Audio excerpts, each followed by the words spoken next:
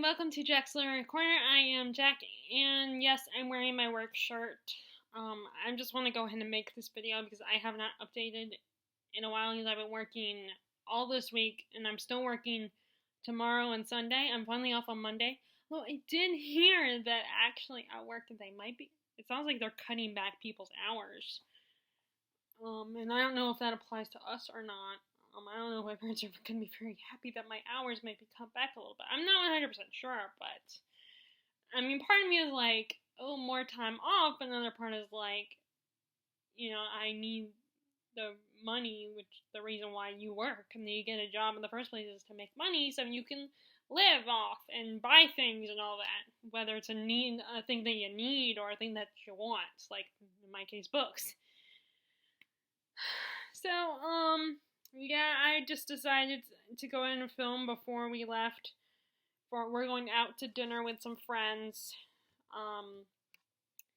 So while I got a couple hours, I'm gonna film, and then I'm gonna go. If I have time, I'll jump in the shower real quick, and because I'm still a little sweat, I'm still a little bit of a odor, because with part of my job description is getting in the cart, so which is not always fun. I mean, I like when the weather is decent or really nice, even if I have to go back and forth several times, but that's because my dexterity issues don't allow me to be able to use the rope, so I can't carry as many carts as I want.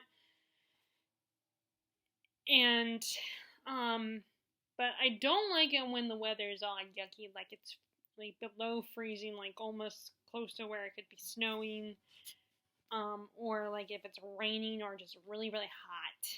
I don't like it so much, but it does mean I get to go outside for an hour, maybe more, if they schedule me to go out there an hour, a little later. But it is tiring.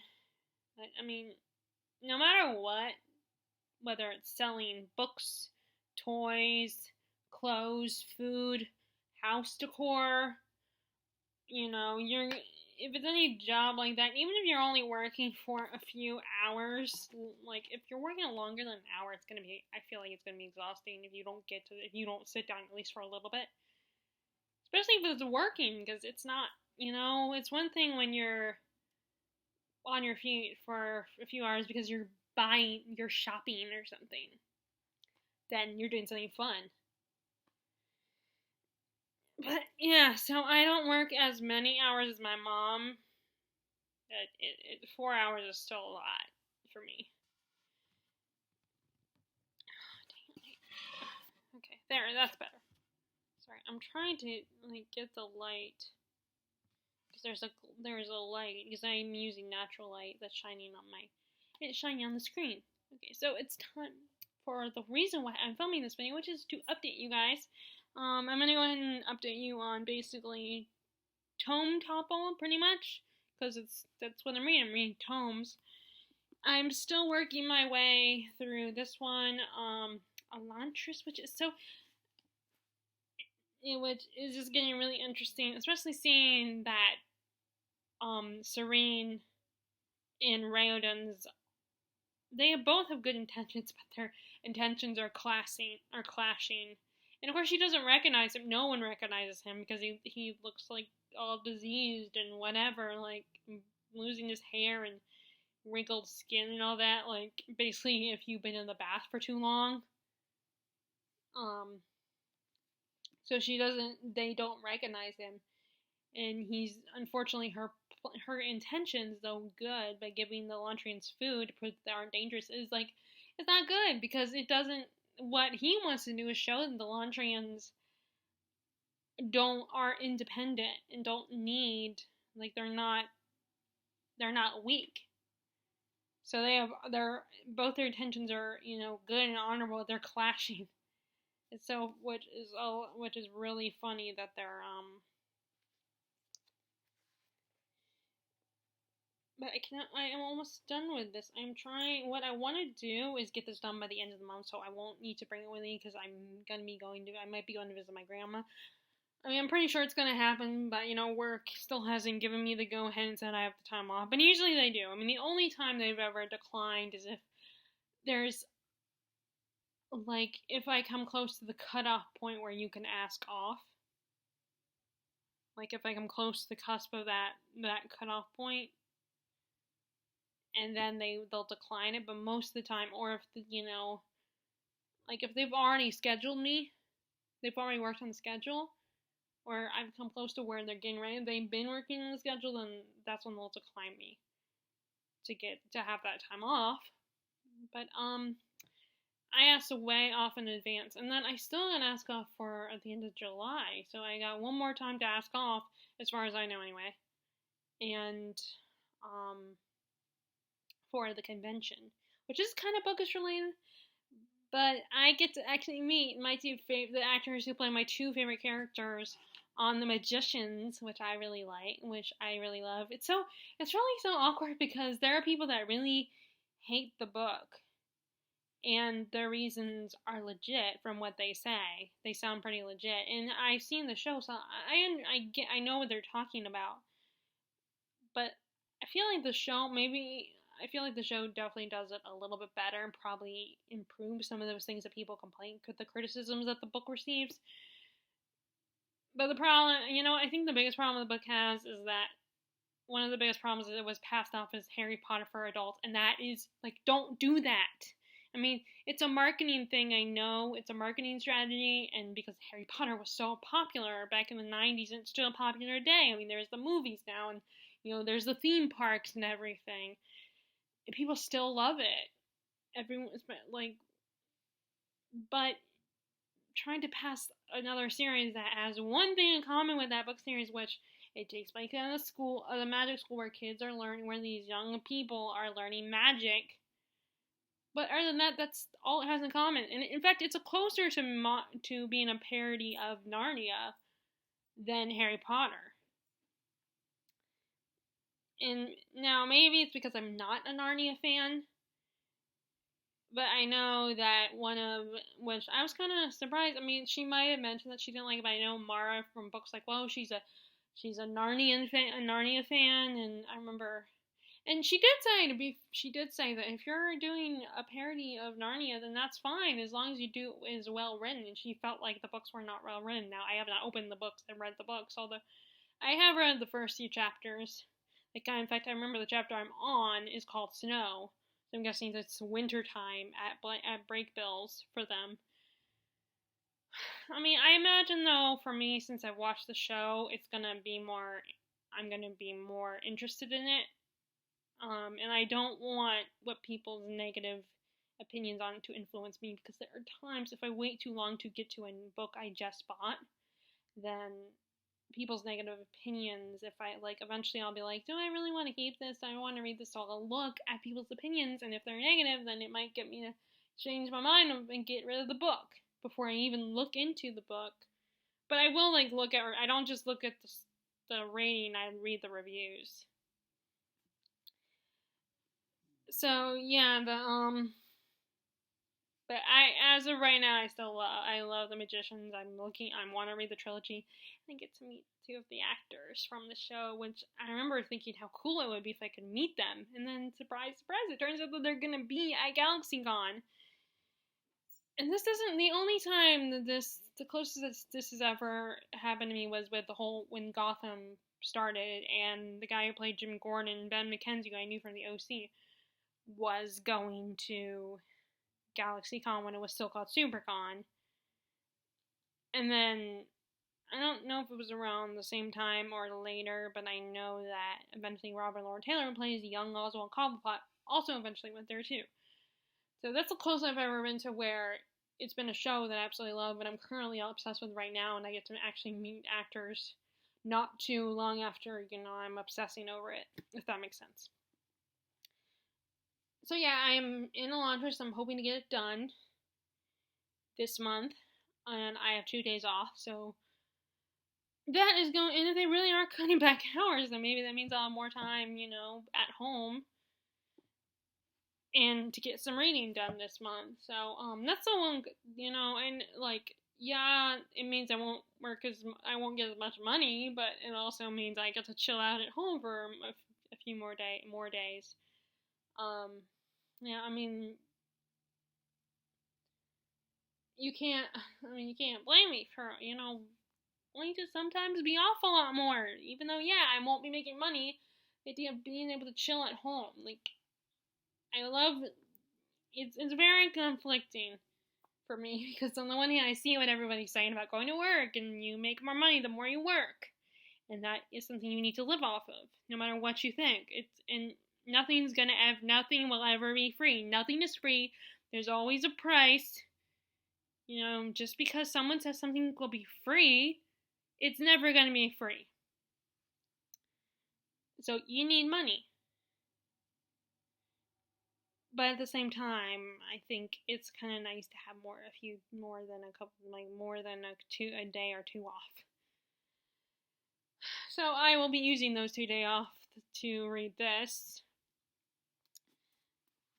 I also still gotta read A Gentleman in Moscow and Song of Achilles. I don't know which one I'm probably gonna have to bring one of these with me if I do if and when I go to South Carolina to see my grandmother. But I don't know which one yet. I'm leaning towards Song of Achilles because I'm bringing War and Peace, which is a Russian classic, and I don't want to be reading bringing two Russian-inspired books with me. But, yes, I'm really liking, I still do not get why people don't love this one as much as the rest of his books. I personally don't. I think it's great. And I can't tell with the writing. I have to read his books read them at the same time to see the difference between the writing, if there is a difference. And I'm not saying there isn't, but I can't tell what the difference is. I can't pinpoint how the writing styles different in this first one versus his other series, like Mistborn and stuff. But I like it. I think it's very interesting with the, interesting premise. And I guess people just don't like it as much as his other books, like Mistborn and stuff. I'm enjoying it. Of course, I haven't read anything. The only other thing I've read is Mistborn trilogy. And this is my second Brandon Sanderson. Okay, so, alright, this is where most of my attention is going to focus on with this discussion, this chat. And that is, I am in a little bit of a predicament with Keeper of the Lost City series.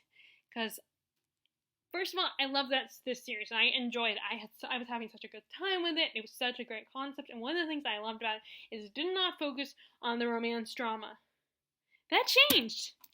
That changed over the series. And then really hit with this one.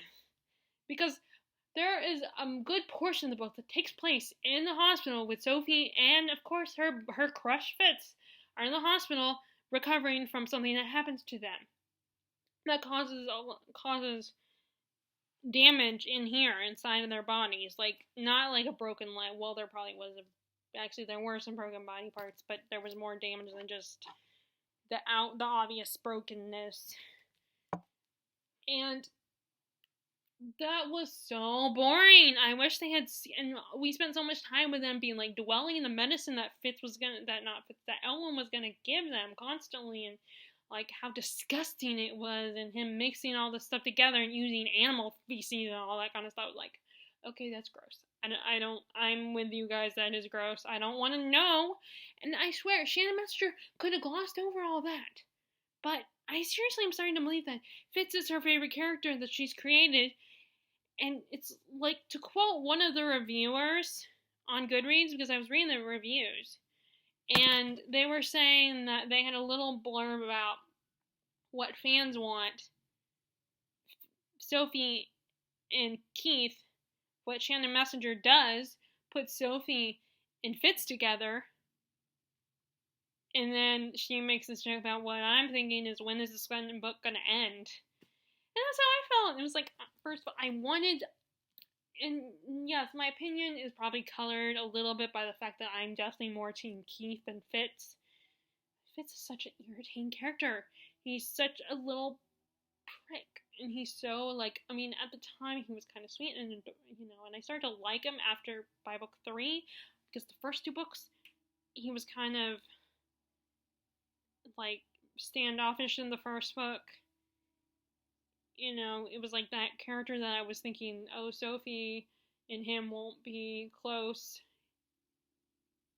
or maybe, or something, and he was a total douchebag to her. Like, I get that he's terrified for his dad, and Sophie was with his dad at the time when what happened to his dad happened. But he was getting so mad at her and taking out his anger, which is one of his biggest flaws, one of his biggest problems is anger management issues, which gets dismissed and swept under the rug, and everyone is like, oh, it's okay, or, oh, you're right, or, they treat him like coddle, they coddle Sophie, and then they make excuses for Fitz and his anger management. Like, he's constantly getting mad at Keith all the time and snapping at him, and Keith just takes it because he's like, well, yeah, you're right, it's my fault I got into this mess. Like, he constantly blames himself for what happened to Sophie. I mean, and there are glimmers of moments I'm thinking, okay, he's gonna finally change, because like there's some interesting information he finds out about Keith, that in Keith's memories, because they do get to take a little trip into Keith's memories, and it makes him feel bad and realize, oh wait, kind of moment, one of those moments of realization. And so I thought after that moment, he would kind of like get off Keith's back and realize that he's not that great of a friend to Keith in the first place, and Keith constantly gives him a pass, but oh no, it's like all of a sudden he forgets about that moment, and he's so arrogant. And then what I don't understand, which I know I brought it up before, but as you guys know, I don't understand how Sophie does not realize that he liked her. She's so insecure that she is all like, there's a scene where she's coming to his home and looking at his family, all the portraits in the certain room in his house, and looking at all these beautiful people, and realize, I'm so unworthy of him, the prince that he is. And it's like, ugh. I mean, I get that he's good looking and charming and all that, but I mean, come on. And I am, and it's like, and then right after, he's like, I want you to be on my match list. So he finally tells her why he keeps pushing her to sign up for the match list. Like, she feels awkward and weird about it, but he keeps pushing it. He keeps pushing it and trying to make it, oh, it's not that big of a deal. And she does not realize that she doesn't put two and two together, that maybe the reason why he's pushing it so much is because he wants her on his match list. You would think that that would clue her in that he likes her. A friend would not put that much emphasis on that kind of thing. A friend wouldn't do that unless they were into that person, and all of a sudden that they really liked their friend as more than just a friend. Someone that's just your friend would not they would be like, maybe they'll bring it up and suggest it to you, and then they'll be like, okay, I guess you don't want to do it, it's not a big deal. But he keeps bringing it up, he keeps trying to act like it's not a big deal. And I think it's weird, because love should be like, I'm with Sophie, love should be romantic and spontaneous, and it shouldn't be controlled. 1 second. Daddy-san, go see Daddy. Go see Daddy. Go see Daddy.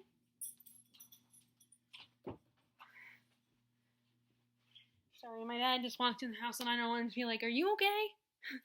Because if they hear me ranting or reacting to something on TV very strongly, or watching something on here, like watching a movie, and I'm one of those people who reacts out loud.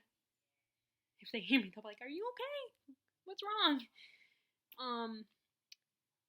But it's like, he makes it such a big deal, and to me, I'm with Sophie, it's weird, because love should be spontaneous, romantic, and it feels like very controlled. I mean, it might make things a little bit easier, and I get, like Sophie, I get why they do it that way, but let's not kid ourselves, it's a control thing.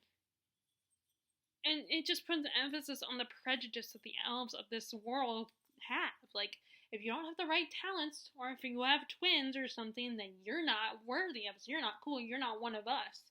You're different. You're weird. It's, once again, looking at prejudice and stuff. And he keeps putting emphasis, which is funny, because to me this is an example of that. And he keeps pushing this on her.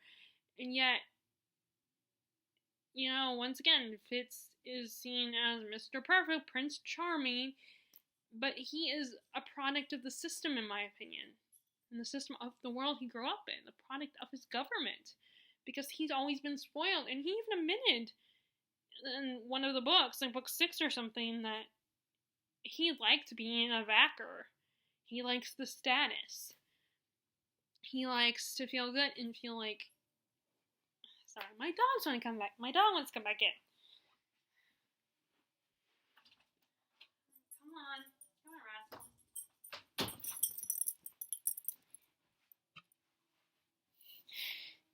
And it's just...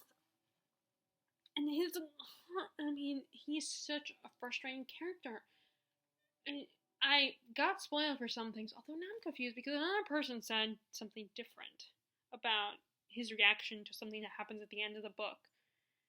Something that's revealed at the end of the book, that when she tells him, his reaction to it is not necessarily a fair reaction. And you guys already know that I don't think he's being fair to his parents. I mean, I get his anger that, yeah, their parents are giving their house to a murderer. So, yeah, it's not exactly okay. But then I still believe he's not being fair to his parents. And it's just, he keeps... I want Sophie to realize that once that Fitz is not a good guy for her. He constantly pushes her around and tries to control her, and sometimes I always see the example in love triangles where there's the guy that is possessive and controlling is like, I must protect you because I'm the man and you can't defend yourself, and and then there's the other guy who's like, I know who you are and I know you're stronger than you think, and I'll protect you, but at the same time, I know you're capable of protecting yourself and defending yourself, and that, to me, is Keith. And he, in my opinion, like a lot of people in the comments I read, Keith knows her better. He understands her. And he doesn't try to control her. He doesn't try to push her. Unlike Fitz, who constantly pushes her. And I got to the point in this book where I was like, I basically just skipped all the part. I would skim through the parts when it was all about them being all flirty and, trying to act like they're not a couple when they are, clearly, that they like each other. And I just wanted to get it done over. I wanted her to finally admit her feelings, or for him to finally be like, I like you. I'm into you. I finally wanted it out there, so just get it done and over with so I would stop pulling out my hair. And how many times that Sophie was like, oh, my heart is fluttering, I hope he doesn't feel it or hear it, or I'm worried, what if he's gonna help me? Hey, I'm not worthy, or he'll just laugh at me, or he'll just want to be friends and embarrass me like Dexton. Oh, it's so small of a secret, I'll just tell him, because it's not that big of a deal, because, with Dexter, everything, oh no, I can't tell him, he's gonna get all, what if he doesn't feel the same way, and oh, his pretty eyes, I can't stop staring into his eyes, and he makes my heart pitter-patter, and all that, and it's like, oh, Rascal, you wanna eat? Come on, let's go eat. Come on, let's go eat. Go eat. Go eat your dinner. What time is it? 5:09. Okay, well, he's probably getting there. My dad's probably giving them an early dinner because we're gonna go out around 6. It's kind of early, though. But, free time, of course, I thought about, like, if I ever, because usually when I vent about books, a lot of times I talk to my friends about it, one of the things, that I go to Goodreads, and I feel like they would probably, and I would wonder, would they say, well, you never had a boyfriend, so you don't understand what it feels like, and maybe I'm wrong here, and they wouldn't react that way, but maybe they're right in that, because I don't know it, but, I'm sure you do, your heart pitter-patters, and oh no, what if they, but, of course, I've never had crushes on guys in real life. I've only asked out 2 guys, and yeah, I did get a little obsessive, but then it was like, after a while, after some time, I got over it, but, and so this book just was such a disappointment and so annoying, and I wanted to be done and over with. I was just tired of the book and I couldn't stand it. I wanted to be done, and it wouldn't end. It kept going, and I kept reading it on and off and having to take breaks in between my readings. And And I just done it. I can't do it anymore. I don't want to do this anymore. And I don't want to do this series, so I think I'm going to DNF this book. I mean, I have a pretty, like, I don't know if you can tell, but I think you can tell better by this way. This is what I have left. So I don't have much left, but I don't think I can do it anymore. I don't want to do it anymore because I'm just tired. And I kind of let myself get spoiled a little bit going through reviews. And, you know, I read a little bit ahead because I just wanted to know what was going to happen.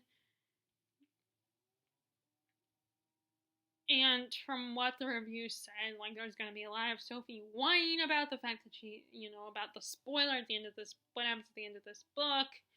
There's going to be some Fitzy drama.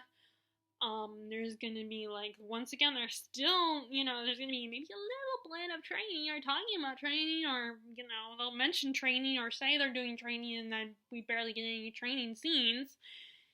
And them trying to be one step ahead of the never scene.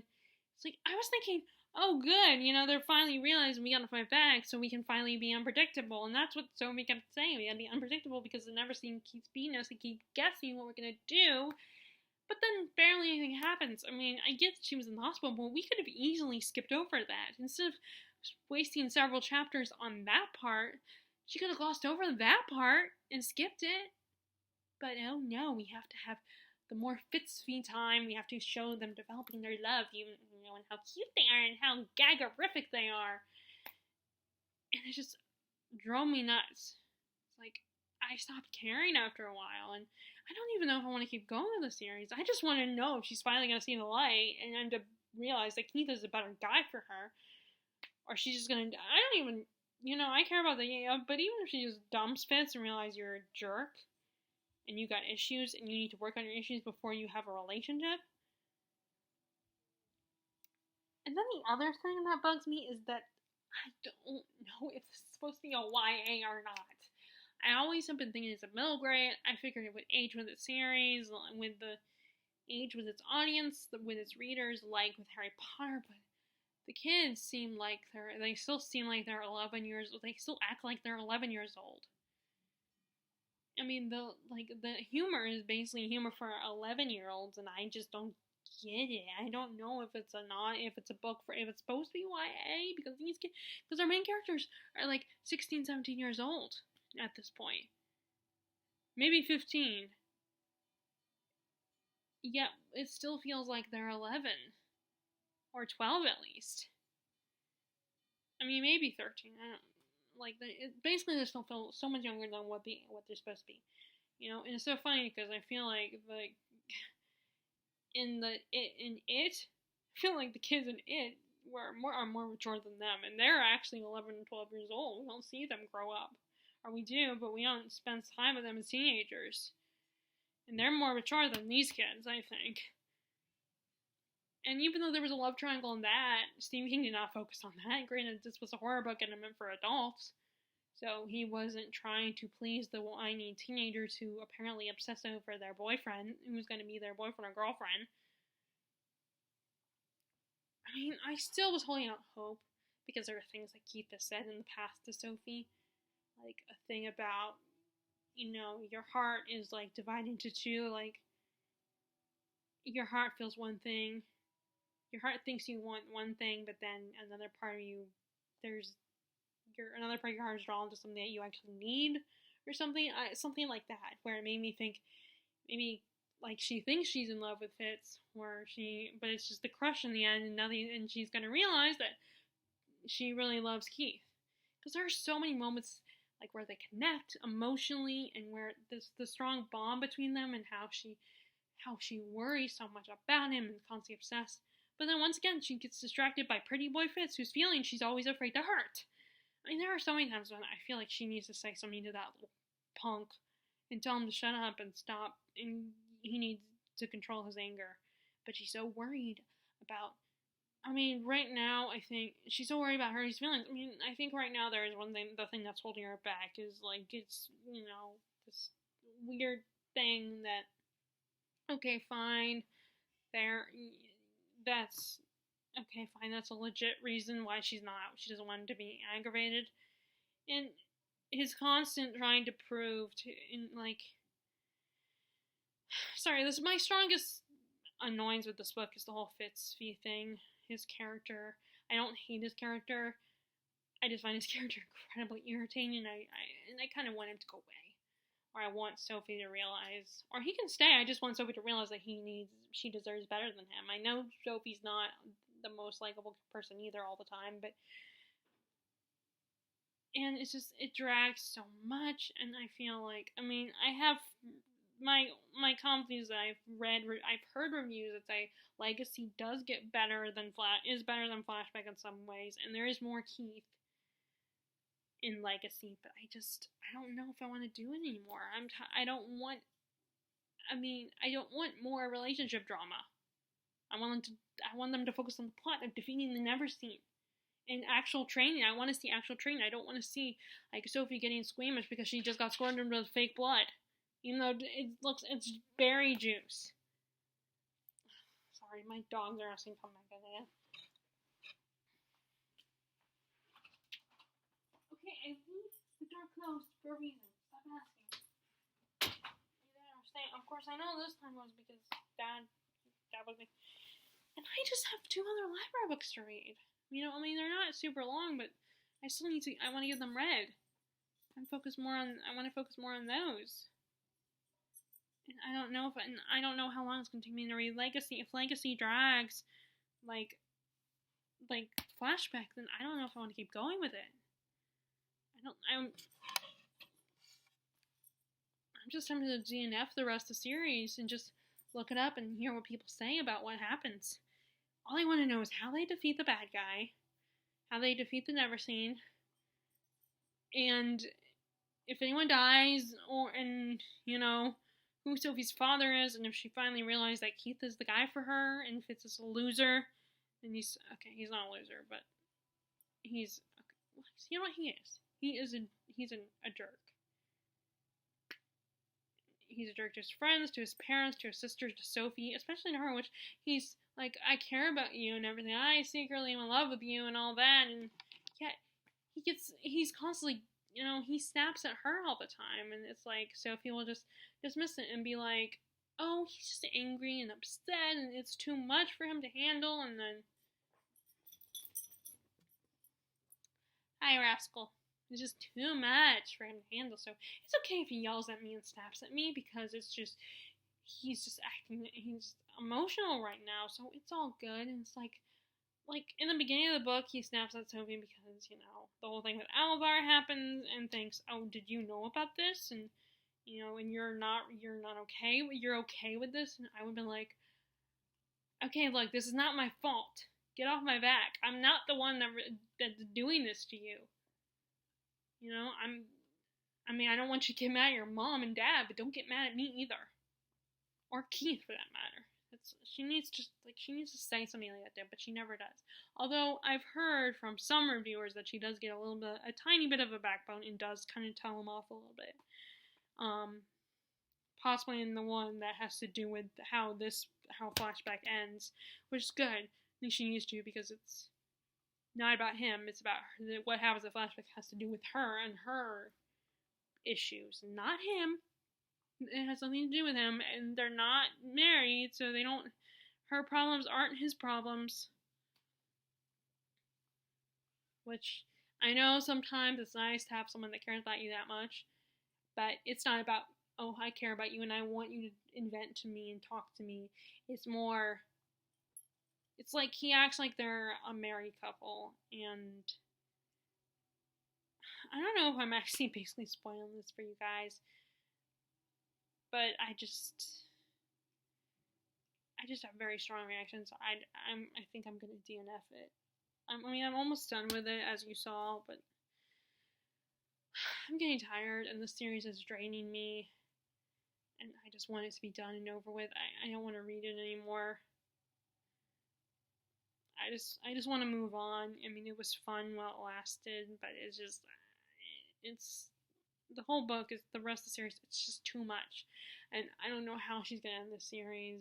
There's only 2 more books left, and apparently in book 8 they solve very little of the problem. I don't understand how she can get the whole series solved within 9 books unless she makes the 9th book really, really long. And there's only so much that YA readers and middle grade level readers, because, like I said, I don't know if this is middle grade or, it must be like late middle grade into YA level. But the writing style just feels very middle grade and very juvenile. But then there are things that you really find more so in YA than in middle grade. That which makes me think it's intended to be YA, or at least it like I said, at least with Harry Potter, maybe it's trying to grow with its audience. But it seems very juvenile, and the characters seem very much like middle grade kids. I mean, maybe a little bit older, maybe like at the end of middle grade, but still very like. It's just, I mean, of course, I'm not the target audience. To be fair, as I've always said, I'm 30 years old and this book is meant for teens. But you can still enjoy that stuff. It's just these authors do a better job of these. Like, I'm more interested in Nevermore now that I need to read the second book, because the third book is coming out soon this year. And I also need to get, there's 2 other books I need to get this year. The next book I'm probably going to get is Once Upon a River. Next time I get a chance to go. And, what's the other one? And then I need to get, the country, what is it called? The next sequel to Hazelwood, the Old Country or something like that, New Country or something. Some kind of title with the word country in it. But, yeah, I gotta get that one. So that's really what's going on in my reading this week. I've been kind of focusing mostly on Flashback, trying to get as much as I could done in Flashback, and I just can't do it anymore in The Laundress. And my goal is to read it by the end of the month. I haven't even started my other 2 library books. I did finish Thornhill, which is really a beautiful, tragic, but beautiful story about, these 2 girls becoming friends from different times and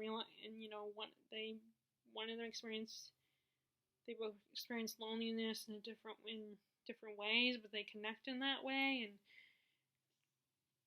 it's a good story for people coping with bullying and loneliness, and how you shouldn't dismiss it, how you shouldn't ignore it, especially even if it's something that's not like there's no proof or it's not made obvious.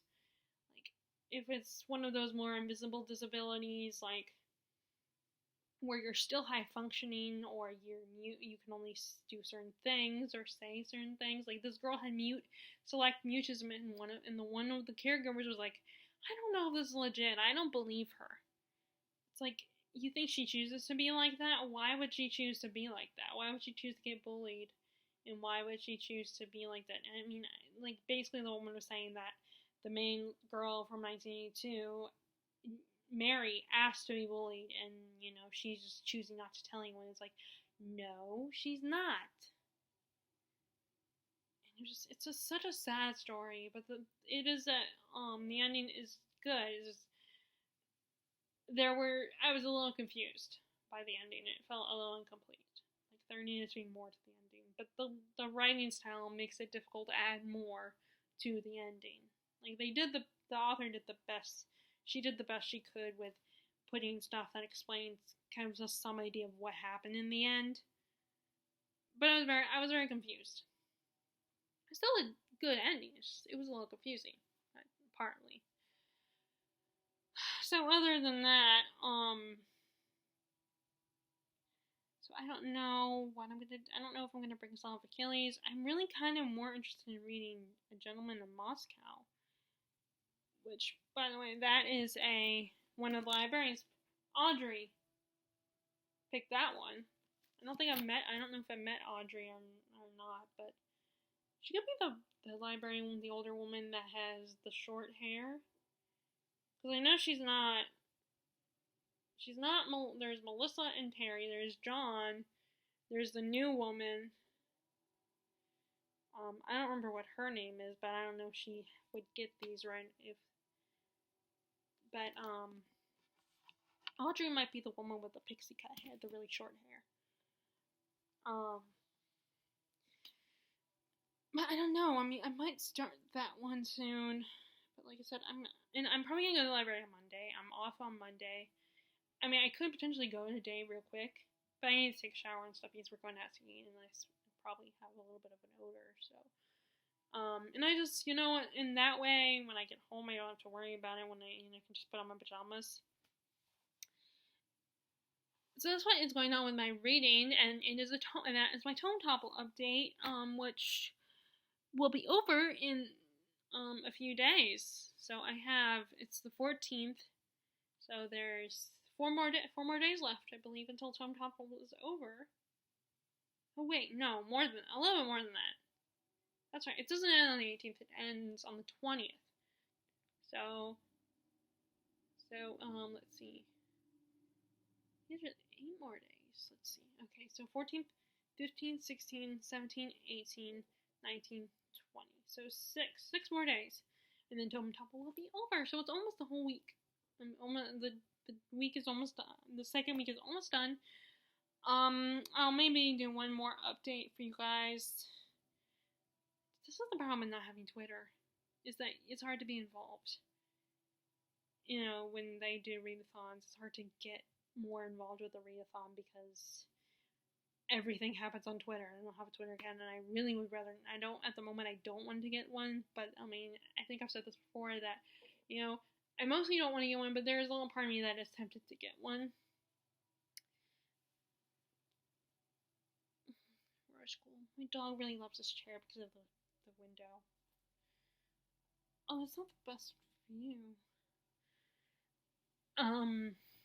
So if you guys like this video, make sure to give it a thumbs up. Click subscribe if you haven't already and you like this video.